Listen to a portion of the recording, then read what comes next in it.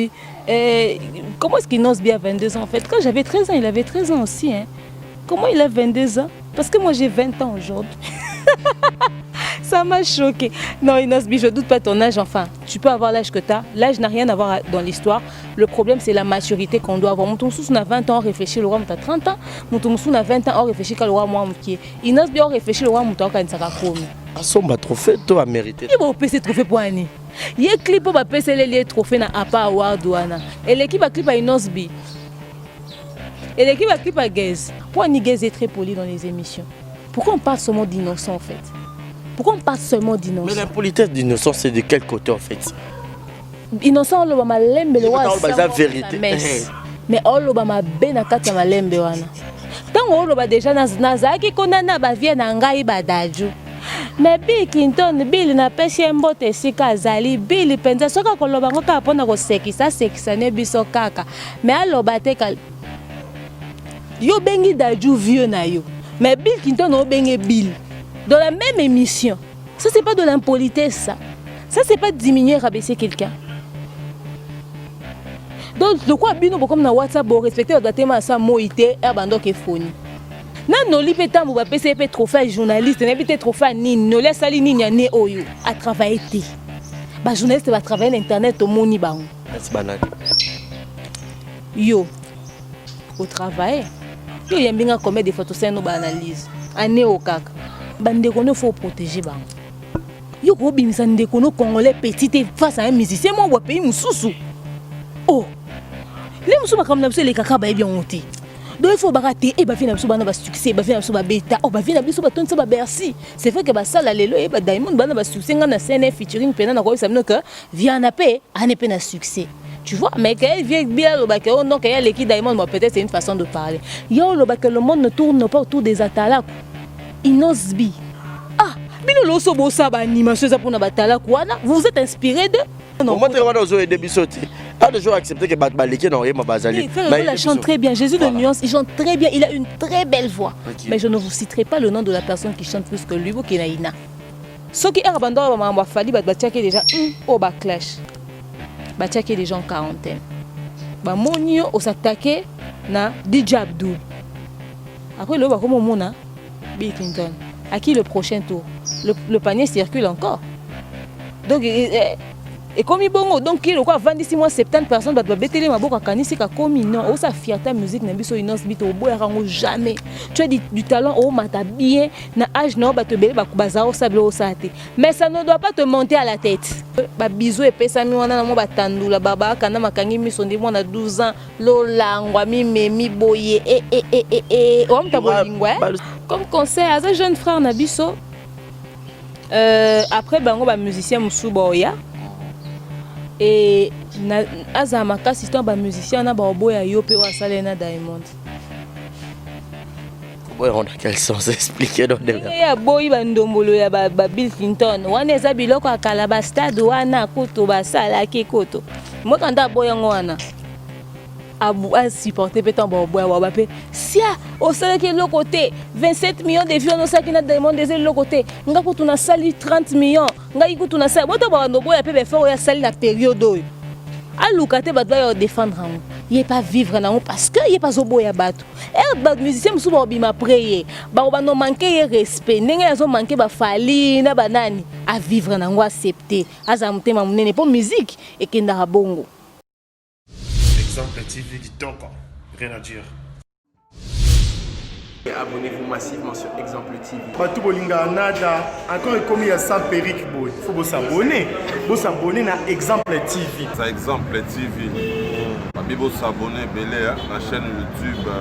Exemple TV Kitoko, rien à dire. Il y a un exemple à suivre, cette fois-ci Exemple TV. Si on voit un exemplaire, nous autres, il y a s'abonner. Exemple télévision, c'est vraiment un exemple à suivre. Il n'y a pas de polémique, il n'y a pas de conneries, il n'y a pas de... C'est vraiment... Il y a dans la lignée, il y a dans la nzela.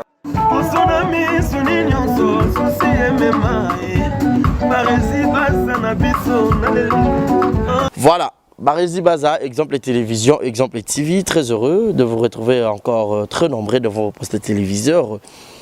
Mesdames et messieurs, fidèles amis internautes, abonnés de Exemple Télévision, merci Nabino parce que 7000 abonnés, je vous avais dit, défi Tolansaki, Nganabino, avant 2019 et si la 2020, on a plus de 10 000 abonnés et je sais que Nangolo aye Soumassia, Nangolo na bino ba internet au bolinga pena adresse à qui toko ba information ya sûr, il y a source et ça la Exemple Télévision avec moi votre humble serviteur Barézi Baza, messieurs les journalistes.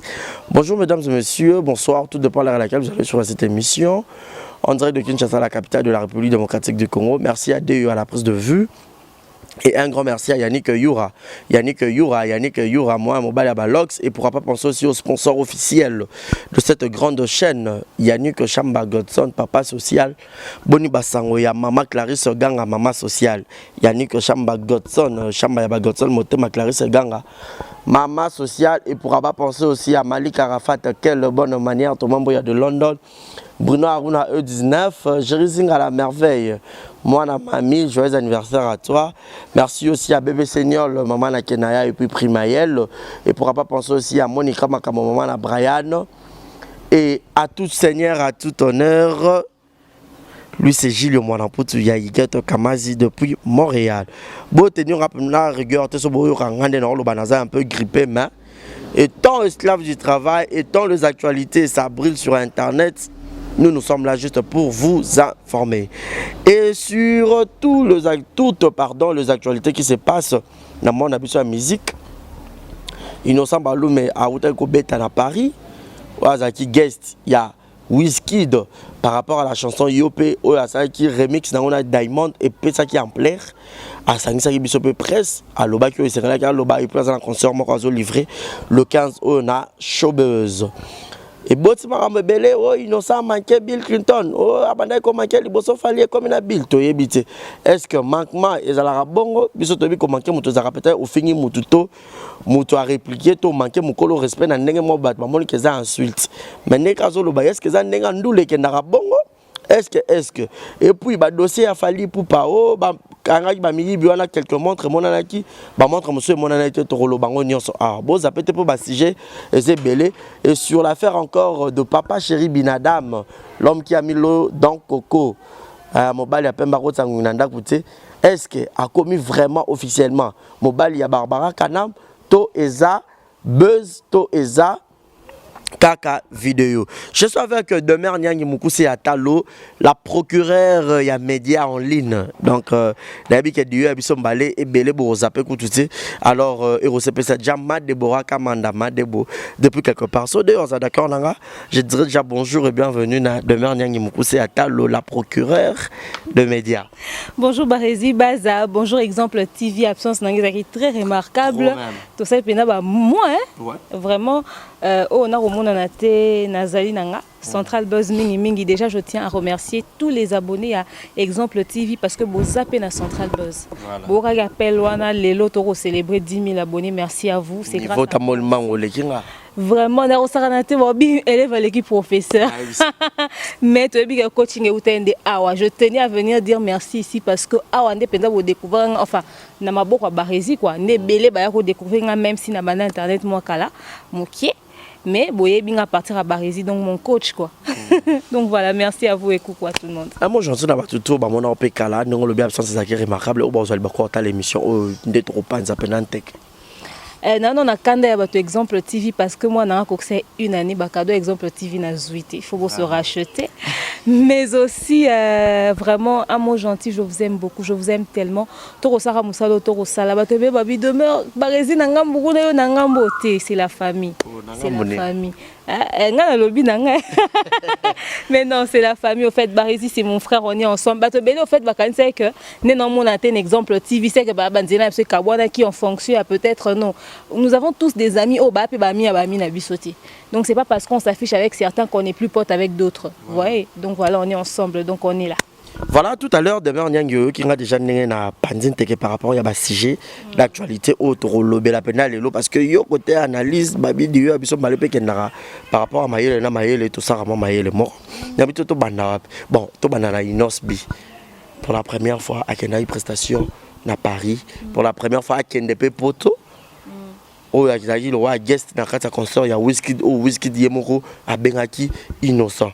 Par rapport à la musique congolaise, c'est une fierté kotala que un Nigérien moro a tombé le téléphone n'avait pas bengi bon d'accord yo pe yaka wana pona nze monesa qui en plaît. Vraiment ça les fierté makasi. Hein, et ça les fierté makasi. Yango wana en fait moi ce que je dirais c'est que na Congo tous a uni.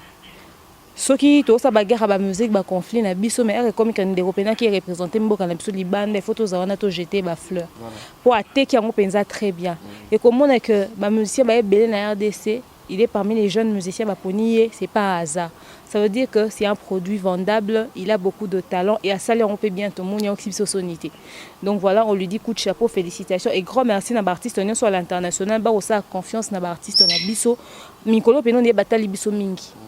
Bagez Mawete Wabeti Bazenit, première partie à NASA, c'est déjà bon. Aux hommes, et Sikoyo, tout le monde inosbi.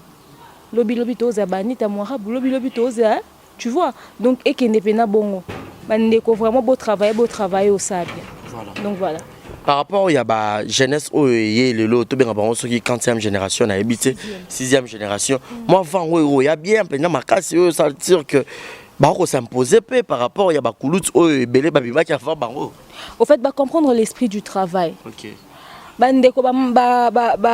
Marshall Dixon, Pachabay, au fait, comprendre qu'il l'esprit du travail. C'est-à-dire, qu'est-ce qu'il y a à la mode et comment est-ce qu'on va faire la chose. C'est-à-dire, à Kangisi, oh il y a l'ingausa na musique nae, à Sangisi on a actualité et puis si imagement voyons comme na Afro Congo. Il y a Inosbi et Bini Sabato. Et puis, film oh, La Casa de Papel, série La Casa de Papel, et ça, les succès, ma casse. Parce qu'on va y aller, La Casa de Bella Tiao, hein? Voilà. Je pense que c'est ça. Hein? Et Gez Mawete, a bêté, on a un seben, la première, na niña, ou a bêté pas na zona, a bêté, na seben et tout. Bêté, Gims pas imanzam, nzemang. Na voix né on est en maths parce que Gez na tabeti on a seben ba binya on a ndingo saranati tu vois c'est il a pris ce qu'il a en lui azune lo moins ça les succès à sangi c'est on appelle sur moins et lo moins c'est ça au fait et beli pe baza atilelo ba on s'accrocher kaka nga na style bonga na style bo tel lo était comme po bima mo banita marabu a comprendre beti featuring na mambila belle to moni Gez Fabulous abete so pakola fuenge mapra yo yembela so rap mo bo ngana yoki nani chauffeur ya taxi akoyemba rap ya Gez Fabulous nzemune mo bougie et rap mais au senti chauffeur oyemba parce que déjà Gez Fabulous a kotsi bango ne loko bomba linga ka pakola fuenge wana allez ayo bete la bosco stylo na donc faire accepter batuna no stylo bomba linga faut pas qu'on découvrir style na yo. Quand imposer mon tout style directement ça a facilité. Mélange de couleurs wana et ça là bien. Donc comprendre l'esprit actualité toi on a besoin ni temps bon ça là on va seulement mélange de couleurs wana et ça bien.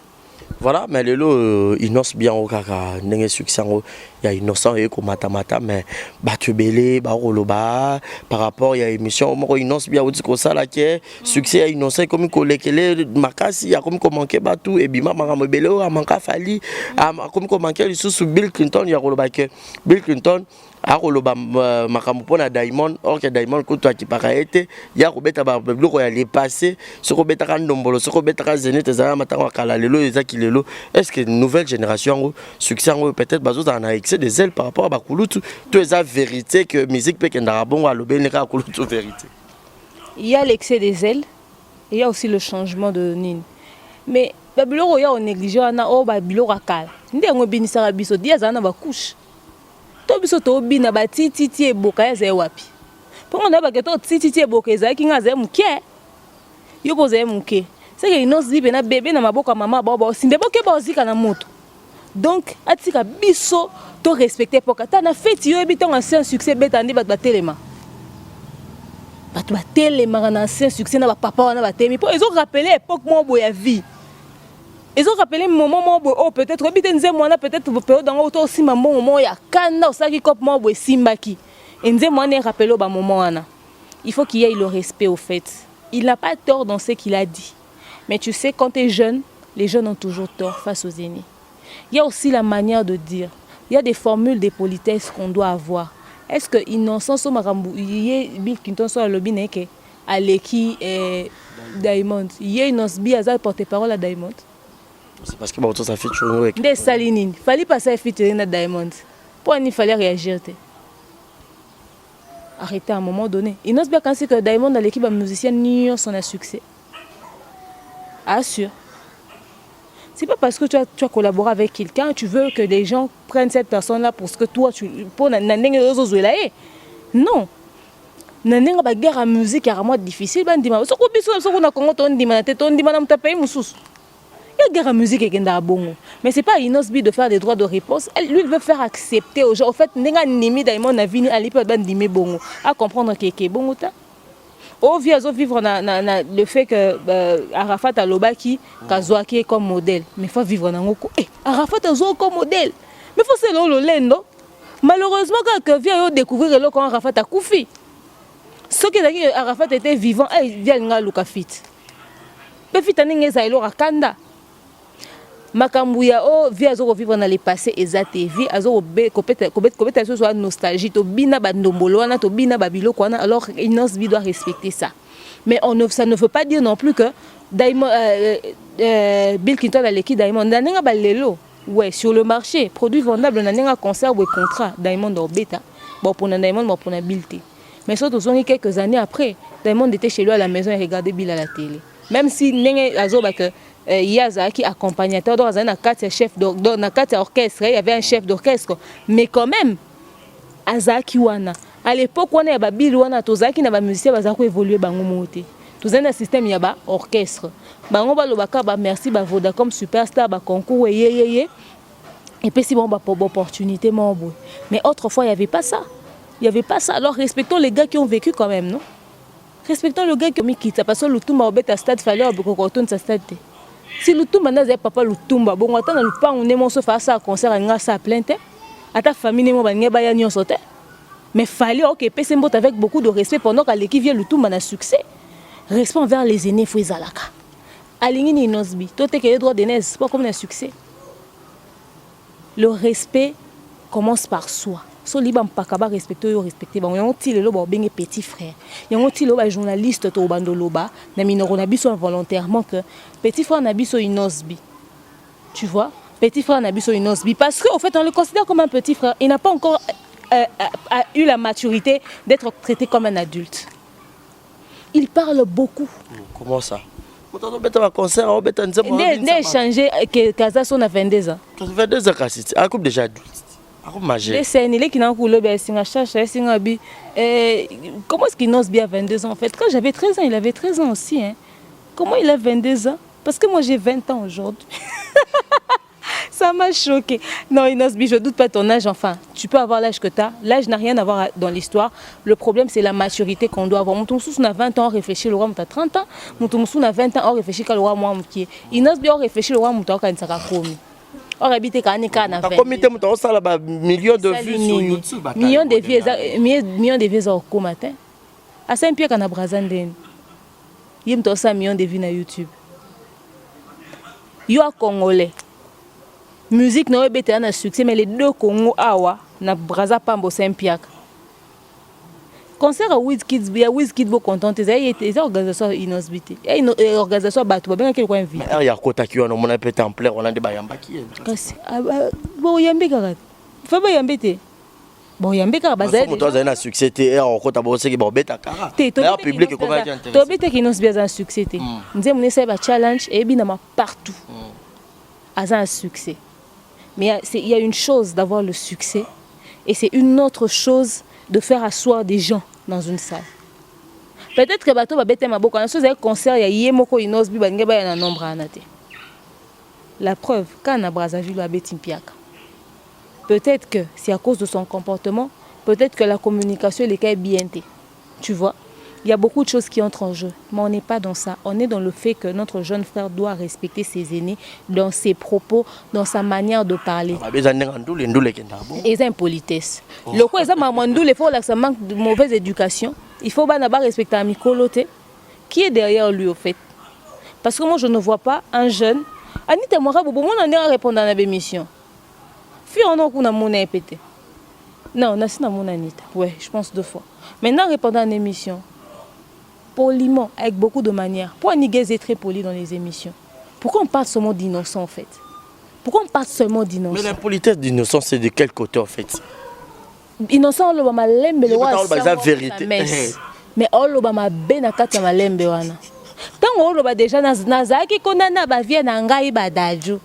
Mais Bill Clinton, Bill na pesi mbote sika zali, Bill penza soka koloba ngoka pona ko sekisa ne biso kaka. Mais aloba te kal.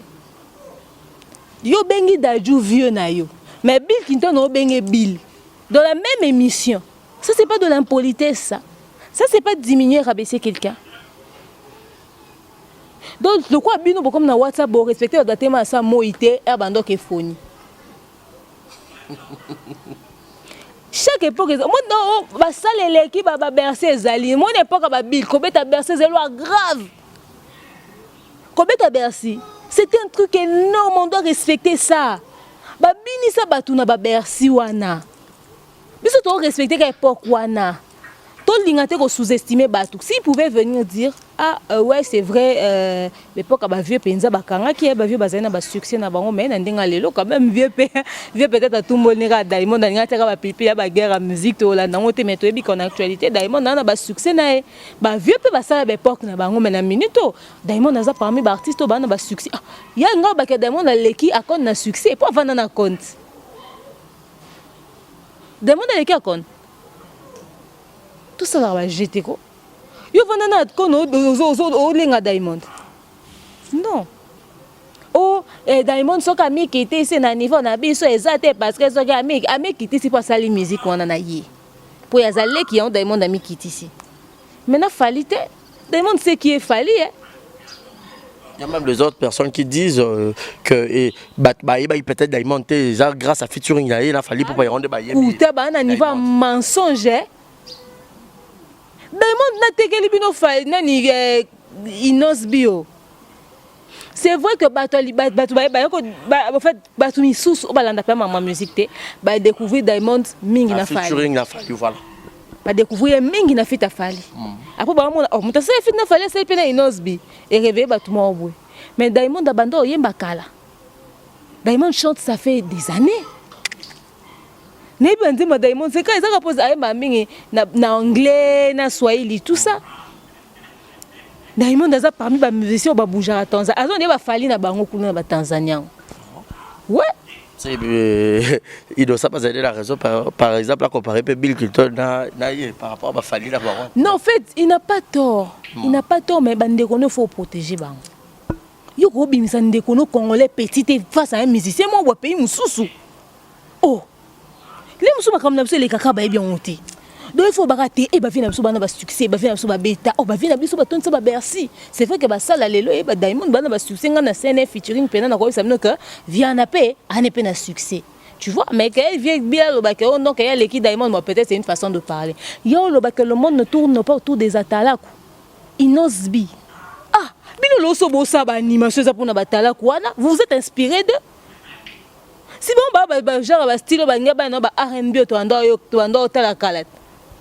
ma normalement ba gaz wana nyonso ba style na bango za no ba R&B mais ba kimi siko pour ba monique actualité ke ba ngambo so ba s'inspire na animation ba musique et ça pour na ba tala kwana bango ne mutba na ba biloko wana Bill Clinton mutembe so ba mazo mazo obina soki salsa soki loko nini na datala ko bete loko wana ekanga te so bon ça ba animation ndinga zo bwaka otele mino na kwa ti eboka eza ko bwaka ti o sali wana eza ko bwaka ben s'inspirer na banani na ba sele wana na ba Bill Clinton wana faut respecter bango ne balakisi bino nzela nu tete ba bangwana mais bozanga ba ida oba bilo ne bo boka ngwana te alors à un moment donné que le petit redescend en fait c'est qu'on reproche à Inos B c'est la manière de parler et de dire les choses il peut avoir raison dans ce qu'il dit mais est-ce que c'est à lui de sortir ces choses tu sais toute vérité n'est pas bonne à dire il y a des vérités que l'on ne dit pas haut et fort ti kabiso ba journaliste to ça ba analyste bim ça ba point wana mais que yo obimisa parce que tu es très mal vu déjà ceux qui abandonnent ba fali ba tiaki déjà au backlash ba tiaki déjà en quarantaine ba monio au s'attaquer na DJ Abdul. Après le comme on a Bill Clinton. À qui le prochain tour? Le panier circule encore. Donc et comme il bongo donc il quoi 26 mois 70 personnes va betele maboka kanisi ka komi non sa fierté musique na biso inos bito oboyango jamais. Tu as du talent au mata bien na âge no ba te belé ba kubaza au sable au sate. Mais ça ne doit pas te monter à la tête. Le succès ça se maintient. Ba tumsu va perdre le succès na bango à cause du langage. Ba bien do yo kanza biso ndeto to biso ndeto tala yo. Ne naza bona kata yo pe vu na ngeza, vu a barezi eza. Les soupe vu à Bill Clinton na moko pesa. Les soupe vu à Fali eza, so ya yete ya bana Fali. Tu vois, et là so eza succès n'importe qui clique ata linga ko to cliquer pour tala. Voilà. Na bato ba o laksani nos impoli bango pe batala clip wana. Pe na ba feti na bango ba beta ango. Mais so bato ba biba loba ah, donc yo bato ba sala batana bango yo diminuer ban OK, bimisa total est-ce que so total. Obimisi bo beti piaka. Et comme anine, oh bah vieux bah salé tant babi qui toi bah réagir na bah dire il y a une osbi et comme que bah vieux bah on a jalousie mon contre petit pour matin. Oh ça n'a rien à voir. Il y a des manières de parler, c'était pas une osbi de dire certaines choses. Oh dans l'hiver au hôtel mais la bah tout kalouji mais tout kalouji na Bill Clinton bah âge morot. Et ma génération na bango. Il y a une osbi na 4 sur yosan. Il faut tango na musika on habitu mabanzoko atika Diamond d'ailleurs yeb sa Bill Clinton qui au cosi na l'équipe na succès mais c'est pas lui de venir dire ça défenseur à Diamond c'est ça. Voilà, donc elle c'est Demer Nyangi, la procureure de médias. Un grand merci à Malolo Maloris, la congolaise. Et merci au couple d'Akekanza Motema Yajina Wajina, Mona Yolo, Mona Dallas. Passeport rouge, je ne pourrais pas dire aussi un grand merci à Jules Zamunda, Motema Yajulia, le maman la Preston, depuis Ville, il y a Night. Mais si que il y a Bill Clinton, Demer Nyangi, qui n'a pas dépassé ma borne à lobby. Mais ce qu'on a fallu pour pas manquement au pays qui boni n'engue yozula qui manquement bande ko bimake a manqué peu fallu. Au fait, bato baza ba oreille moi avisé ne ba comprendre qu'il y a un manquement de respect. La manière de parler dans le langage au fait toi on a la formule ya politesse, tu vois. C'est comme j'ai toujours dit, li comme sous moins que muto aza zoba. Au lieu de directement yo mail et toi zobo ebisi ka ah pour nous ça mamundi o réfléchissait à te pourtant mail makasi mo benge dia zoba na kata phrase wana. Mais tellement lobby on a ndenge mo boye et bimisi te ko finge zoba. Tu vois? C'est de ça qu'on parle au fait. La manière de parler. Le problème avec Innocent, il pense qu'il a le droit de répondre à toutes les questions qu'on le lui pose parce qu'on lui a tendu un micro. Voilà pourquoi je fais appel à son équipe de management. Le coup là-bas va se plaindre. Bon, on a 50% de fans, ceux qui 75% de fans étaient au Babakazin poli. La plupart des bateaux soutenir Bakambo Inos Bialoba, fans Inos Bité. Baba ifanya baba fanya bateau wana balinga muto azo lobela wana tete. Tu vois? Et bazara wana ba sa gripper wana pour nous féliciter tant azo ba bete maboko. Et yo journaliste on a micro na yo mutu moko boeta ko kene ba tendance mo manquer mutu respect au continue. Ni na ta na conférence de presse on a posé kuna. Ao loba démarrer Bill Clinton bat mikolo wana avana wana ba beta maboko ba aussi. A démarrer qui na conférence té? Non, en fait, bato avana qui na émission ya bato. Voilà. Tu vois, mais bato bazana na conférence on a ba journaliste samsu ba vanda ki wana ba ota ba oseka ba beta maboko. Mais ça n'a aucun sens. Ça n'a aucun sens. Asa jeune frère na biso à vendre au l'étendard en boka partout dans le monde. Surtout cette traduction mambo le ben na linga ba musicien na musuba yo ki on boka si ba sepelana. Bon moni na regard ni question mon a posera. Qui ne vous dit pas qu'avant que Diamond Platinum Asana featuring à Tuna Ravia ya fali. Parce que monsieur Mboka na biso. Peut-être qu'il s'était dit ah mon frère, c'est comment je vais faire mon feat avec le jeune frère de ton pays là. Peut-être que Fali avait émis son avis. C'est la question que je ne vous dis pas qu'il avait d'abord demandé à un aîné de notre pays. Qui ne vous dit pas? Qui vous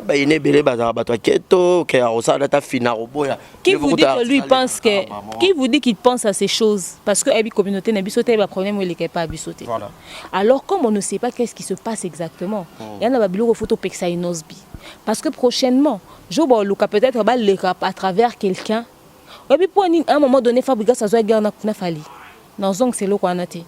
Mais non nous épingle parce que Fali à l'obara que à salara kutu que bateau va contacter que bébisier Fali, toi, on a besoin de Québec à quelque part. Il a répondu, il a dit, moi, c'est pas possible, le calendrier n'a plein et tout et tout. Tout bon, vous avez musicien monté, je ne pas nous recommander à Fabregas. À Beta, l'Isola, on a toujours une émission. Pendant ce temps, il y a un Fabregas qui va. Pourquoi il avait fait ça? Ah bien, bon, mais quand on artiste, à Beta, bien. Tu vois, na bandenga libanda wana, no la madinga lobelo moko. Que papa Wemba abunele makasi na ba contrat mo na bandenga libanda. Batuna avia papa Wemba. Elo mo ekangama kop mo wano sana ndenga libanda kuna belo ba A+ na bando sala wana. Kop mo ekangama wana et tout abeng papa Wemba c'est père landela ngiloko wana. Papa Wemba a pesé de son poids. Abenga bato wana ba congolais te babi c'est le daron. Babenga ke papa. Ba yoki ba fongo lelo kwa na dossier sala meleka. Tu vois, na ba libanda wana batuna ba via bato. Ata bangai ozomono bato mususu babenga mutu bwatala ki okuta loba kuna tuno boy.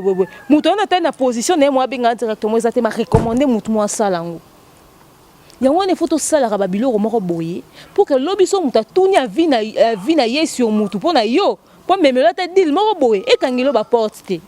Lobi so ki ba bilwana ba komi quelque part boy ba lobi sélectionner les biso artistes moi jeune boy bila ko boy inosbi on préfère que tous artistes moi kutane kuna succès ou soit c'est soit lui soit rien abia soit otika et bon mais le marché tu vois il faudrait seulement savoir comment parler et savoir comment se comporter nous avons besoin zong sananga kututé belément au aluba et ma bé sur Fali to ba clash à sala Fali mais déjà si Fali a été cité dans l'histoire. Tout le monde qui dit DJ Abdul, tout le monde dit Bill Clinton, ça fait 3 personnes quand même, non, on va continuer à le défendre. Namakaba Bill Clinton, je ne dis pas que dans ce qu'il a dit, tout était faux. Mais tout ce que moi je dis, c'est que ce n'était pas à lui de le dire. Et il n'est pas obligé de répondre à certaines questions. Et il a été tellement véridique et tellement vrai que c'est blessant. Moukolo a une humiliation. Il ne pouvait pas mettre un peu d'eau dans son vin. A comme un orgueil, moi, au gérer, sous tes contrôler. Mais il ne faut pas louer l'attaché de presse, sinon ça va lui faire des problèmes bientôt. Ah, moi je vous dis, hein, surtout dans la communauté Nabiso, ceux qui sont fans de Bill Clinton sont innocents. Les fans de Fali sont innocents. Les fans de musiciens tel sont innocents. Parce qu'en fait, les artistes sont fans de Fali sont fans de Faire un fan de Bayaye. Kofi sont fans de Bayaye. Les fans sont bongo. Mais est-ce que les gens sont partagés avec les fans de Batou? Na fan na Fali, mais na yo ka Gez Mawiti. Vous comprenez? Si vous avez Gez yo, na fan na Fali, na yo ka yo, donc on manque Fali respect. Tu vois, on perd de Batou. Oh, il a besoin de toutes ces personnes-là. Atika na nubiloba loba na bémission. Azoloba ngana nazalaka boy nazalaka très intelligent kutu. Yo komi benga mtomaele te. Il faut ba bengondo amael. Mais le problème avec Innocent, il est intelligent, mais il n'est pas sage. Il est temps maintenant comme est-ce qu'on sage à éviter de répondre à la question. Mais pour le cas où tout le monde peut faire pour par ça la featuring Gez Mawiti. Et ça par rapport à que Atali que Petro il a ça quand il y a maranga peut ça la loupe mais pas Gez Mawiti parce que Gez Mawiti lui il est humble n'est pas bon naé ou soit Gez Mawiti a mon cas qui est le king dans un makamonga pe na djembela rapo et matsaka musique nanga. Déjà, ce que je sache, Gez, c'est pas un garçon problématique parce que je ne le connais pas qu'à la télé. Je le connais depuis Bandinga Bapale. Et puis, il n'a jamais eu des problèmes avec Fali. Et si Fali le fait, à une décision moins bien, tout ce qui est bien éduqué, poli, à la manière à bien faut soutenir. Donc, à fou la petite.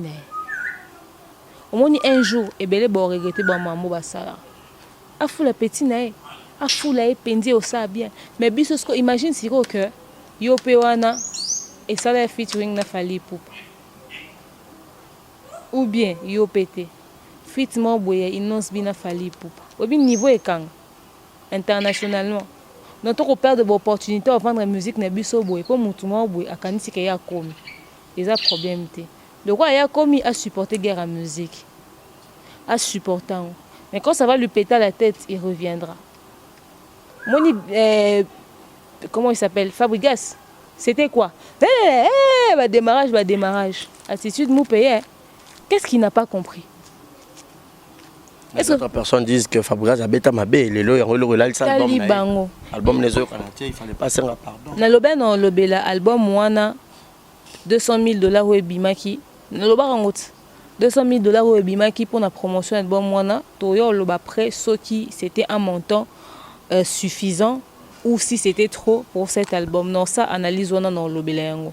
Le problème qu'il ait fait la peine de salité que l'album n'est quitté, ça n'a rien à voir. Musique est bon, tu fais regarder bande et tout qu'on sort. Ah. Concert à part de des salités ciblées. Donc musique est l'ingara impolitesse, musique est l'ingaka baga inutile et l'ingara kabula bato l'ingara panza batu.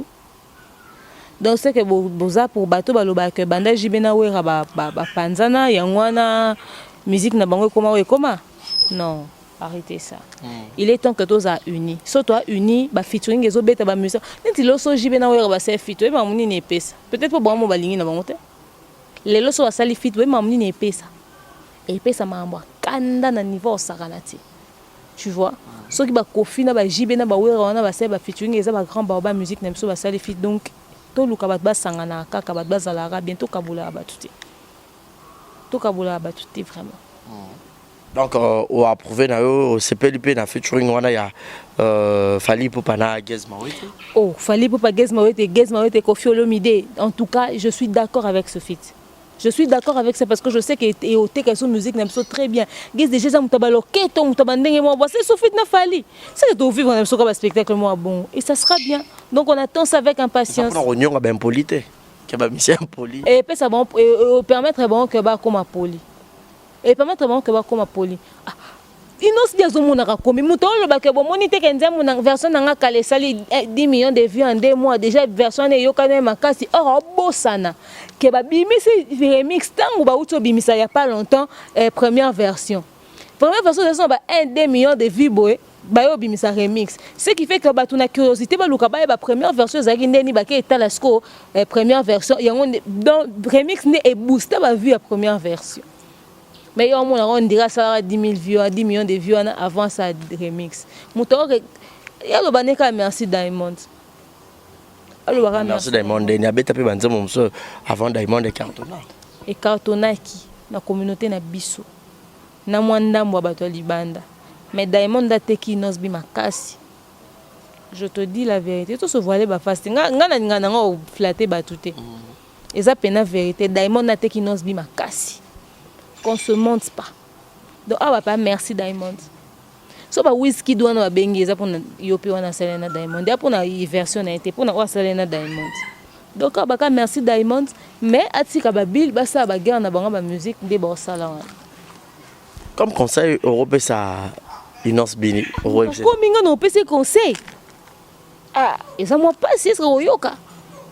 Bon. Comme conseil à ce jeune frère Nabiso après bango ba musicien musuboya et azamaka système ba musicien na ba boya yope wa Selena Diamond.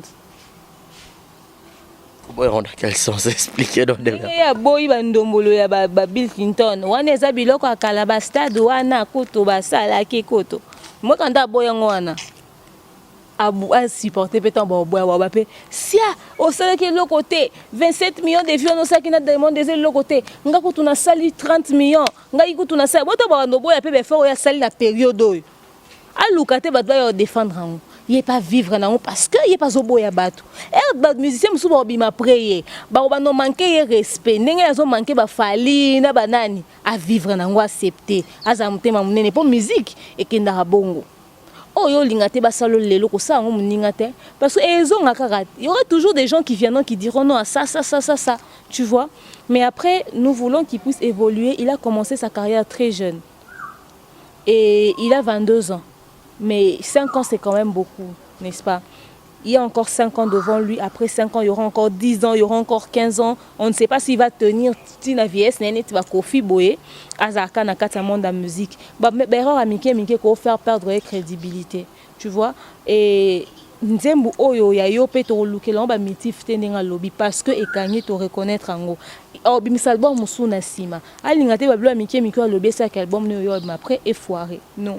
Les gens voudront voir qu'est-ce qu'il va faire de top après. Généralement ils la sauce ça le mo ekangi makas oyo ça sima et au ça nini et au denda parce que au ça on a ba assurance il y a oyo au ça précédemment. alors akitana à se concentrer dans le travail n'est pas l'outil attaché de presse moins professionnel ou avant de contrôler la question nae ou contrôler peine la question ba journaliste bazoye la ba gens ba réponse fois pesa atikana biloba loba as obligé à répondre à la question non se va poser et toute vérité n'est pas bonne à dire. La sagesse c'est aussi savoir se taire.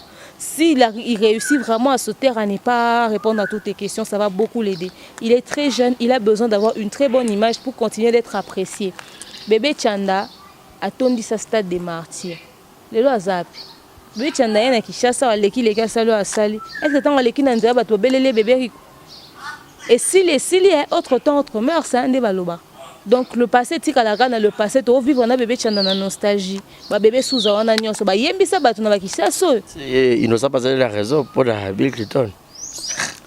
Yonga na lobby te lokola na lobaki na nostalgie te yonga na lobby a lobby na mabete voilà azaki na une partie de vérité mais c'est pas à lui de dire certaines choses atika biso ba journaliste to ça ba analyse wana siko siko en sa qualité de jeune musicien tango lobango son dirait impolitesse ozomona yonga na lobby sagesse nieza baka oui personne ba biboti ko bege pe jeune as un grand artiste on sa fierté soka li va considérer le quoi mukolo abando se comporter le roi mukolo c'est ça le problème.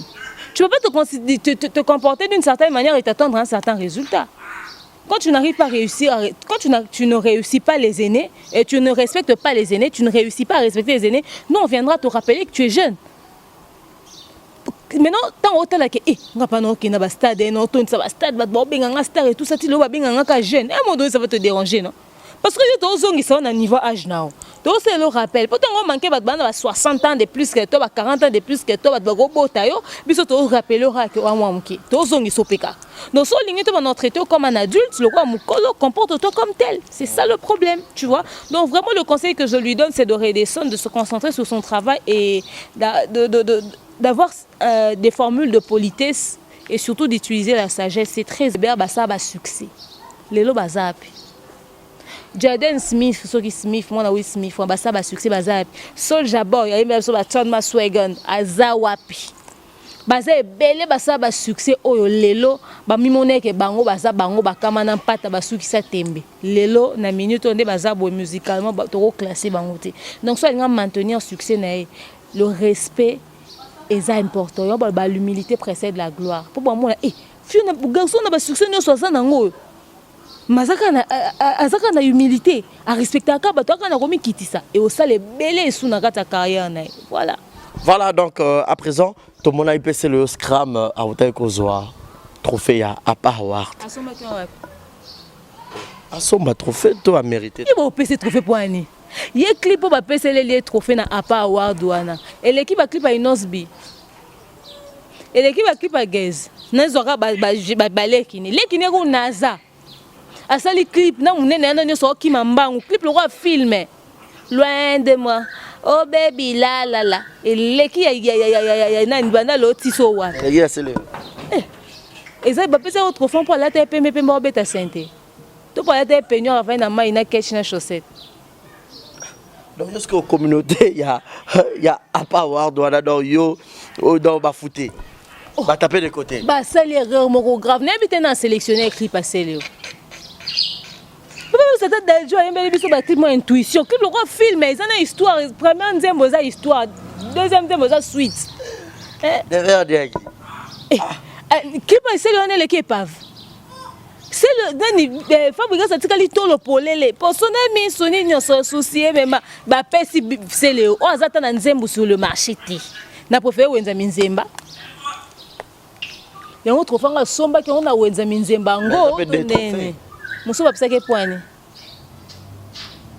Musu soni zani. Ayo to azali nominé na combien de catégories? Mais atala ko. Poto obimisa ba roi David, to bimisi ba fa ba Bill Clinton. Atayo mo de mais roi David. To retient roi David. Roi David. Roi David à l'époque c'est le Hausa Atayo mo.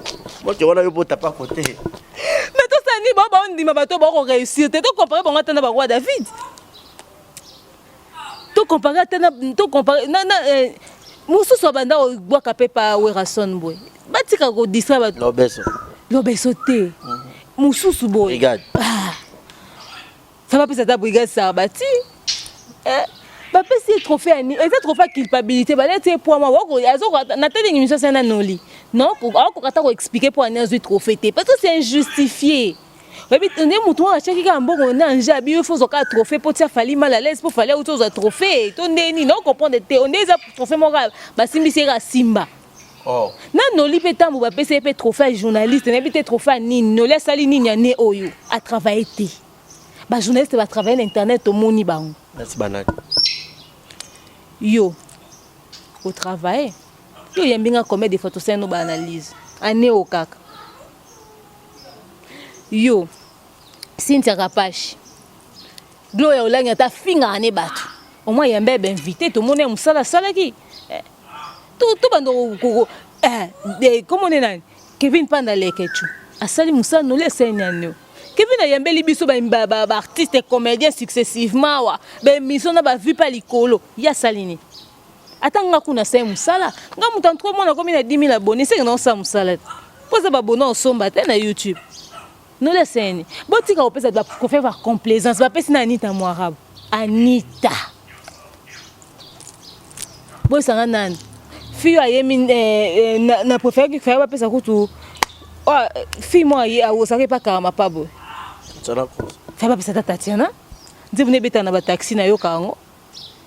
Tu vas pas ça Tatiana? Ça va pas passer pour la cover, ça pour la sœur Marie mais ça. Peut-être. T'as que tu as Luca pour animer au pied.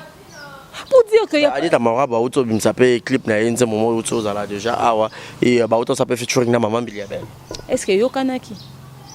Bon peut ça ba trophée en fonction du nombre de vues ba ça na YouTube. Pour ça en fonction du nombre de vues bo boto la selle au trophée on a pas senze mon sali 4 mois ça 94 000 vues même pas 100 000 vues na préféré kutu ba n'habité innocent to gezma wete ambete so bala lo de talion geza batu to yo kengo innocent sali yo penze mbekangi cartonné partout trophée nyo so bo PCK ya YouTube pour 1 million d'abonnés tout vous PCK à pas et puis c'est Bill Clinton, c'est lui qui va venir critiquer les trophées des gens. C'est lui qui critique les trophées des Fali, c'est lui qui critique à chaque fois qu'il y a un trophée. Tant où le Bogar a joué un trophée, on est à part, on est le bas qui est le coutet. Il est en passer un balai mobile à punition. À mon nom, le coutet. Trophée, mon baba pêche aux hommes, à podium, bat au bête à ma boque, on a des acquis 6 personnes. Tout le monde y va en péter. Il trop fa bongo nde monyango za malonga oh fallait azui na organisation nene bongo batu ba vandi wana penza afrima ya fallait za ya lokuta oh ya ye wana zui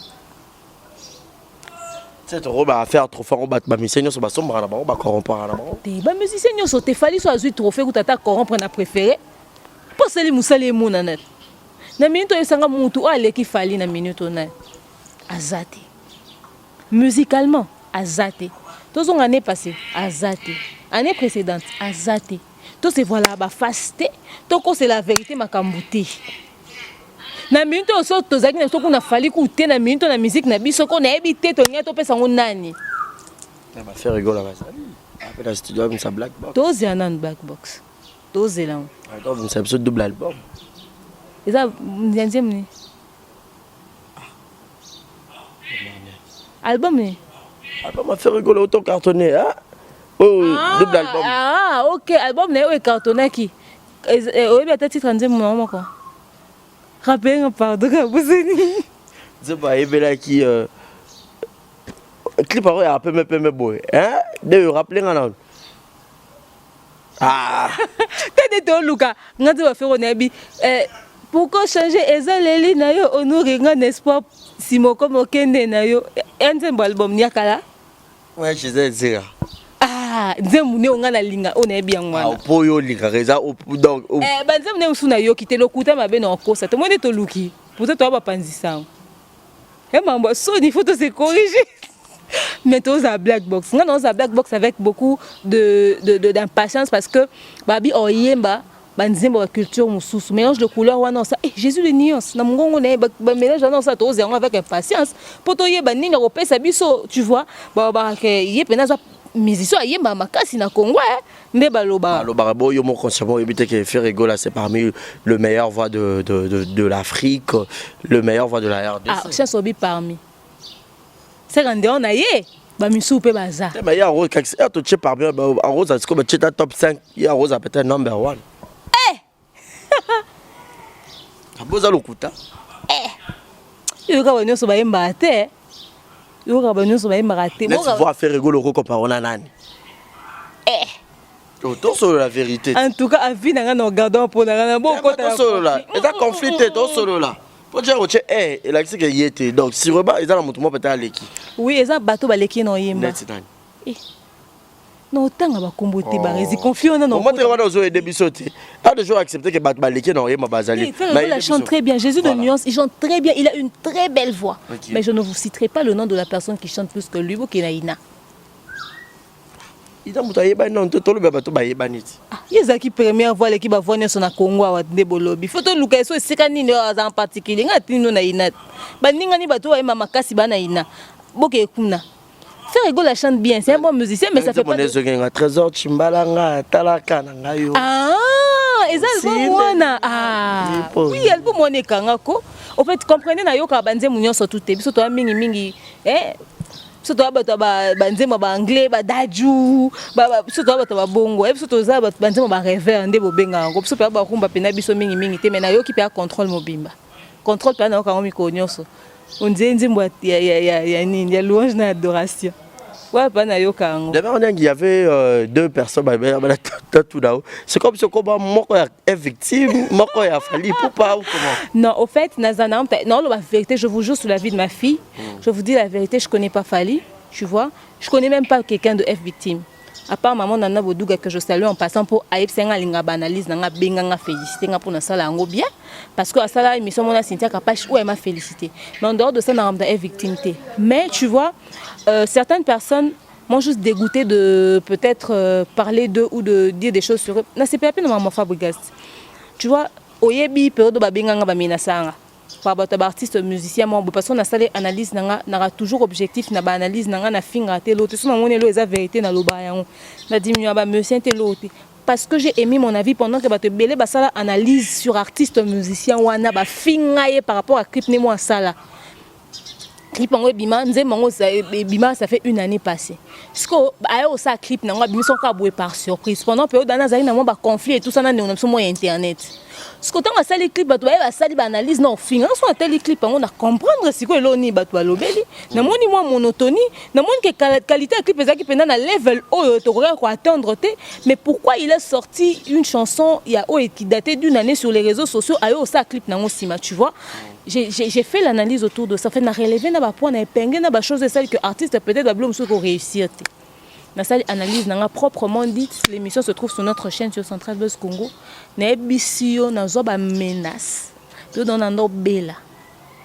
Nazoba menace, nazoba insulte, nazoba bien. Ok, c'est bon, c'est pas grave. On va prendre ça comme ça. J'ai pris ça sur moi, tu vois.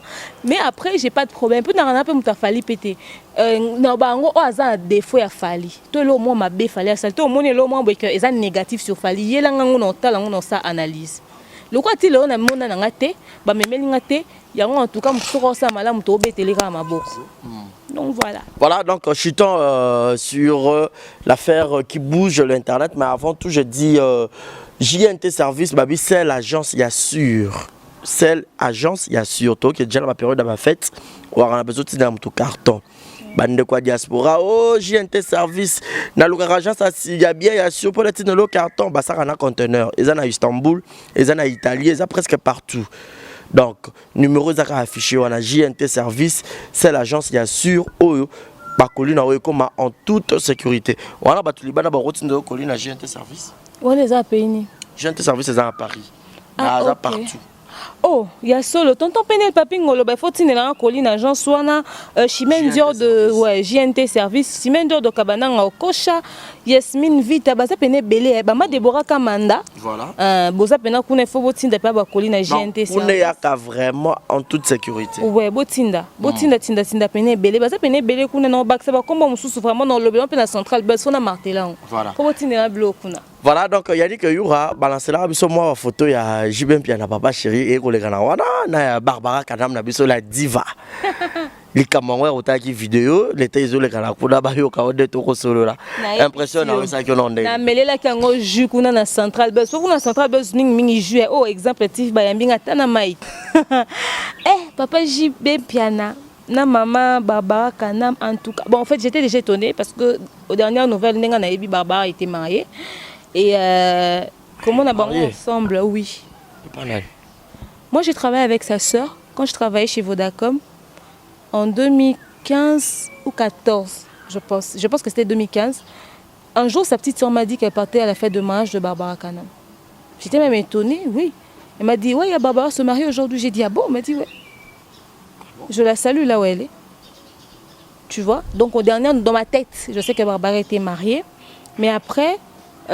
naba nungu bima wazaki moi siso ya boye un musicien boya mutu boye tu vois après wana comment on a Jibem Piana ponanga ça m'a fait rire mais bon ils vont bien ensemble mais ils vont bien ensemble mais deux personnes il y a Trump wana ils ont des bosangi moto na moto Tara Barbara la diva c'est na papa chéri moto pamba moi no ina mposo miliki tu vois c'est une bombe quand même mais si félicitations à eux, s'ils sont ensemble, bazara bien.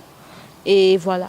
S'ils sont ensemble, te wana epes et au choqué biso parce que ba bisou epes ami wana na mo batandu la baba kana makangi mi sonde mo na 12 ans lola ngwa mi boye wa mutabolingwa ba lusela biso ba vidéo na total wa mutabolingwa tantine Barbara wa pena mutabolingo mais so ezaki kaka un coup de buzz ba sala on ka bongo ati faut mi pesa moi kilo mo boye na ba ajwa na pena ba bilo mo bongo ezapena moi mon qui est propreté tu vois et voilà mais sinon le baba la ni na bango so ils appellent relation ça et ça bien quoi et ça bien moi ils appellent que vieux pena moto na moto ça voilà oh mais c'est la vérité et ça là bien parce qu'ils vont bien ensemble mais après il faut encore que va maintenir en c'est pas facile hein, deux artistes dans une même maison généralement ça ne marche pas toujours hein.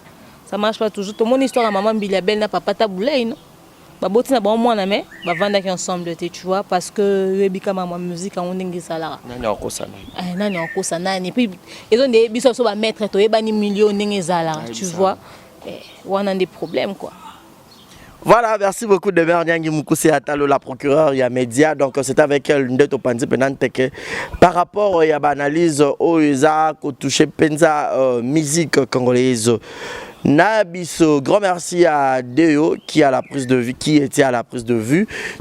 Presque dans ce cas de Berniangi n'habite mot de la fin pour la Mokolo Alelo, pour la Batutu Batu de Bakuyako Talayo. L'excellence qui produit l'excellence.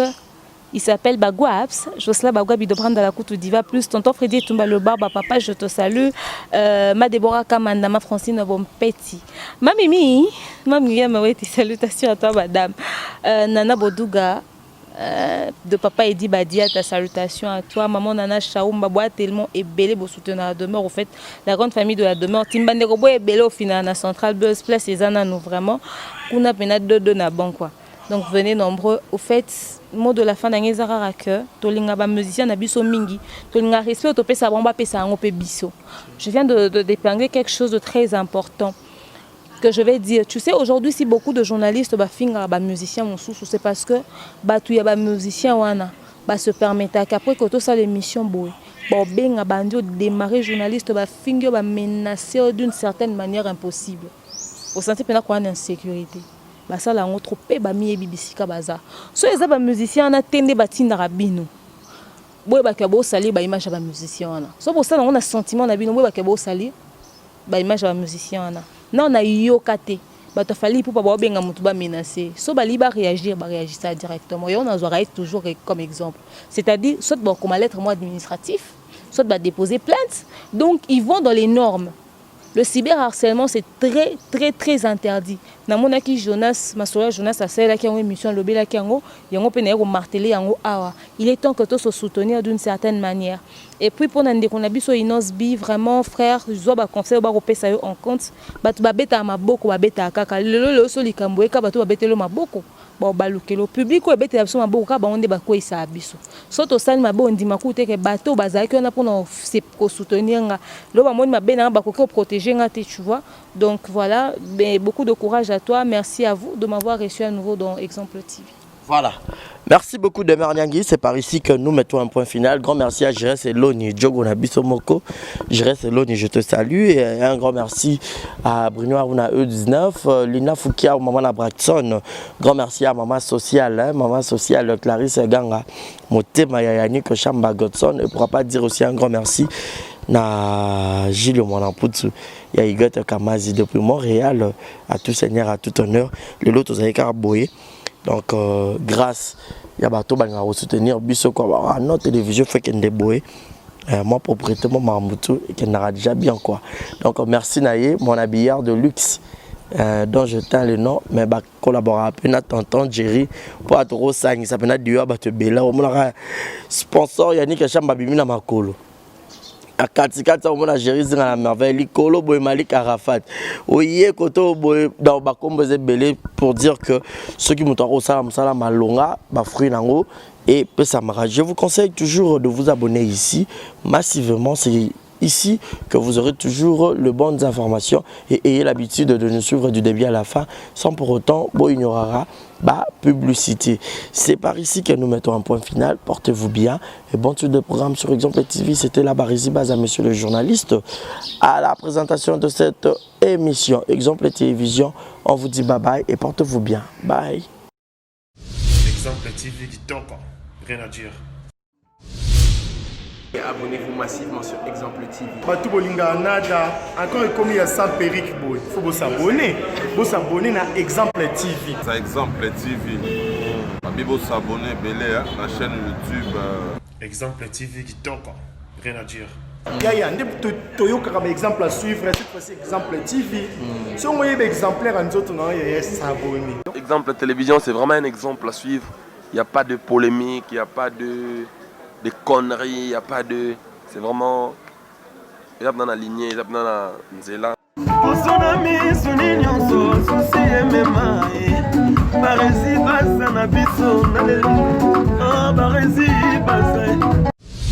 Exemple TV qui toque, rien à dire.